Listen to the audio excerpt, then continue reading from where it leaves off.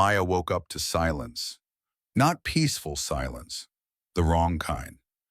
She opened her eyes, groggy and confused. Her room was still dark.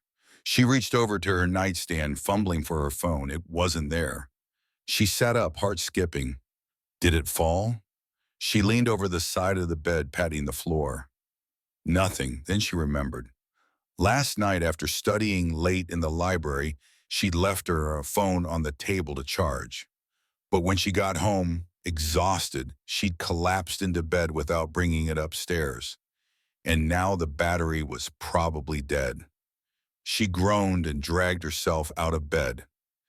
Downstairs, she found her phone on the kitchen counter, screen black, unresponsive. She pressed the power button, nothing. She tried plugging it in, still nothing. Great. She stared at it for a moment, a strange unease settling in her chest. How do I even know what time it is? She glanced at the stove clock. 7:42 a.m. Class starts at 9. She'd have to leave soon. But without her phone, she felt unmoored. Like she'd forgotten something essential but couldn't remember what. Maya showered quickly, got dressed, and grabbed her bag. Normally, she'd check messages while eating breakfast, scroll through social media, listen to a podcast on her walk to campus. But today, there was just silence. She ate her toast standing by the window, staring out at the street. A woman walked by with a dog. A man jogged past, earbuds in. Maya realized she hadn't actually looked out this window in weeks. On the bus to campus, she felt exposed. Everyone around her was looking down at their phones, scrolling, typing, watching videos with headphones in. Maya had nothing. She sat by the window and watched the city pass by.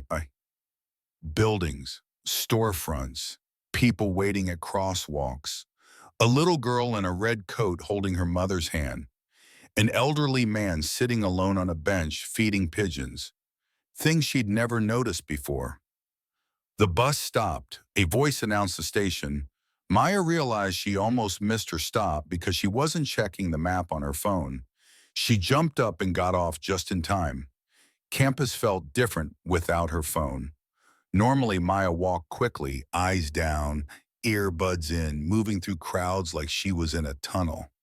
But today, she heard everything. Conversations, laughter, birds in the trees, the rustle of leaves. She passed a group of students sitting on the grass, talking and eating lunch. One of them waved at her. Maya blinked, surprised. Do I know them? She waved back awkwardly and kept walking. After her morning lecture, Maya went to the campus cafe. She ordered a coffee and sat down at a small table by the window. Normally, she'd pull out her phone immediately, check emails, scroll through news, reply to messages. But today, she just sat, and it felt strange. She looked around. A barista wiped down the counter, humming softly.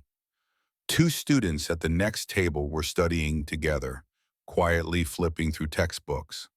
An older man sat alone in the corner, reading a newspaper. Maya realized, everyone here is doing something. I'm just sitting. But slowly the discomfort faded. She sipped her coffee. She watched the people outside walking in past the window. And for the first time in a long time, she felt still. In the afternoon, Maya went to the library. She needed to find a book for her essay, but without her phone, she couldn't look up the call number online. She walked up to the front desk. A librarian, a woman in her 50s with kind eyes, looked up. Can I help you? Yeah, I'm looking for a book, but I don't have the call number. What's the title? Maya told her. The librarian typed into the computer, then smiled. Third floor, section C. I'll write it down for you. She handed Maya a slip of paper. Thank you, Maya said. No problem. Good luck with your essay. Maya climbed the stairs to the third floor. The library was quiet, just the sound of pages turning, keyboards clicking. someone coughing softly. She found the book, sat down at a desk, and started reading. No notifications, no distractions, just words on a page.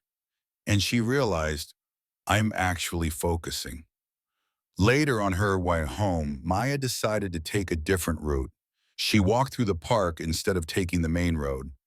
The evening light was soft and golden. Families were out with their kids. A street musician played guitar near the fountain. Maya stopped to listen. The music was simple, gentle.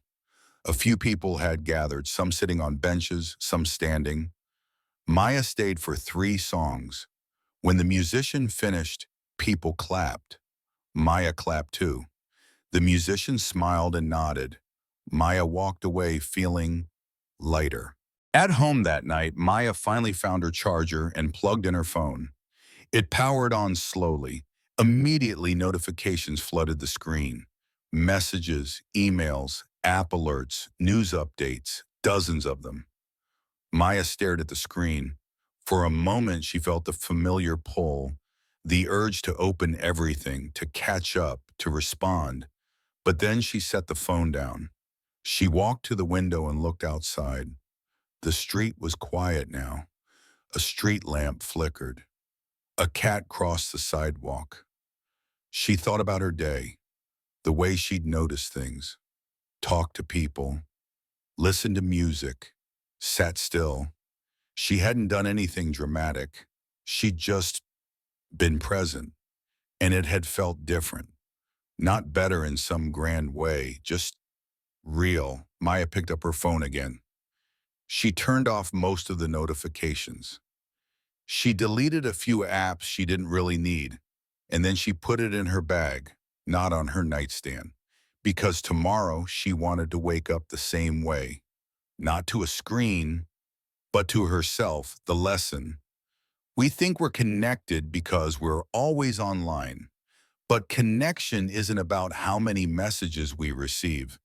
It's about being present in the moment we're actually in. When we put the screen down, we start to notice the people around us, the sounds, the light, the stillness. Life doesn't pause when we're distracted. It just happens without us.